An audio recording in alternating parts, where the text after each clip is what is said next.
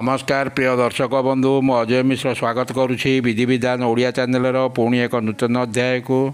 दर्शक बंधु राति भल निद हो मुंड को अनेक विभिन्न नकारात्मक चिंता प्रवेश करुच्ची एथिपाई आपण विभिन्न निद बटिका कि मादक द्रव्य सेवन करथांती किंतु यह द्वारा आमको रसातलगामी यह आमको रसातलगामी कराई थाए। तेणु तुरंत एथिरो मुक्ति पाइबा निमंते एक महाशक्तिशाली तथा प्रभावशाली मंत्र संबंध में यह अध्याय आलोचना करवा।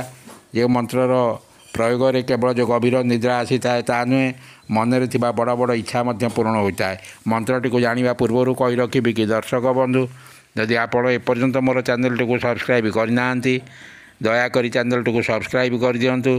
पाखे बेल आइकन को क्लिक कर दिंतु भल मैं अपलोड कर समस्त शिक्षणीय वीडियो नोटिफिकेशन आपण सर्वप्रथम पाइपर और वीडियोटी भल लगे लाइक शेयर कमेंट निश्चय करेंगे।